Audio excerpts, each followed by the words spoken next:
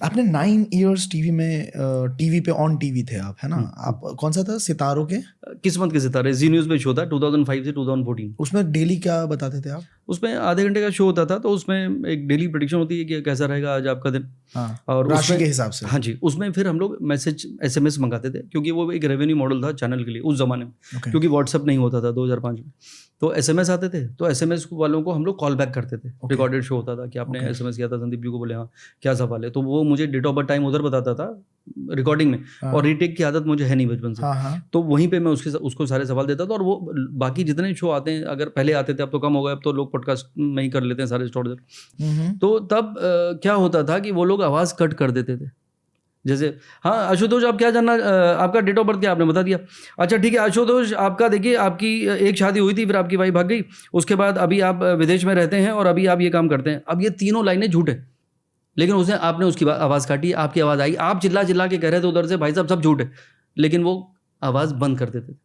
मेरे शो में ये इंस्ट्रक्शन था कि भाई साहब जब तक मैं ना कहूँ उसकी आवाज़ बंद मत करिए। मैं ना कहूँ मतलब जो उसके सवाल के जवाब मैं खत्म ना करूँ। अच्छा, मतलब आप जो बोल रहे हो वो सुनाया जा रहा है 100%। बाकी शोज में वो जो जवाब देगा कि ये सब झूठ है, नहीं ऐसा कुछ नहीं है, वो काट दिया। हाँ, मैं तो मेरे में वो रिस्पॉन्ड करेगा कि हाँ संदीप जी बिल्कुल सही है, हाँ मेरा लाइफ में ऐसा चल रहा है, हाँ मेरा ऐसा हुआ था, हाँ मैं अभी ये प्लान कर रहा हूँ। मैं वो आवाज़ कभी नहीं कट पाता था।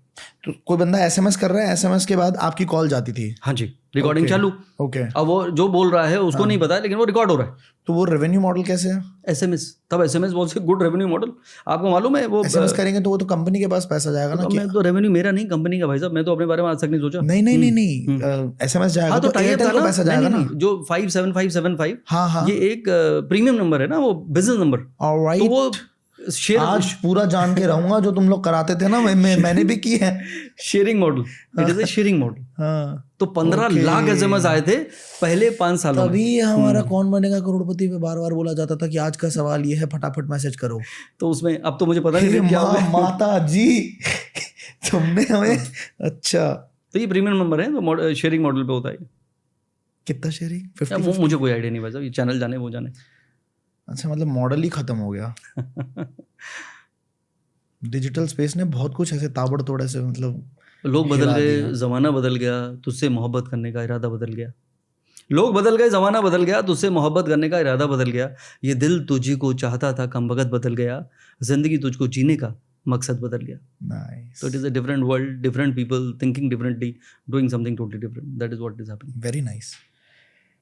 अब खैर बात यहाँ भी आ जाती है कि ऑडियंस 5 रुपये पर मिनट, 10 रुपये पर मिनट, 20 रुपये पर मिनट अगर देना चाह रही है, वहीं पे ऑडियंस अपना काम खराब कर ले रही है ना।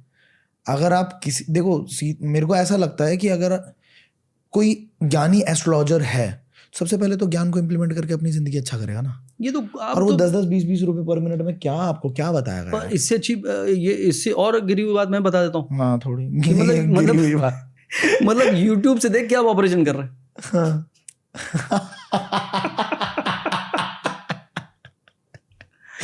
अच्छा, अब ये लेना है, ठीक है। अच्छा सर, डेजा वू की फीलिंग के बारे में पता है आपको? डेजा वू क्या होता है पता है आपको? बिल्कुल, देखिए ये इट इज मतलब ये इंट्यूशन जो हम कहते हैं, सिक्स सेंस कहते हैं, ये आपकी थर्ड आई कह लीजिए, या जो भी इसका और भी कई सिनोनिम है। Deja vu is a feeling that you feel that you have already seen it earlier.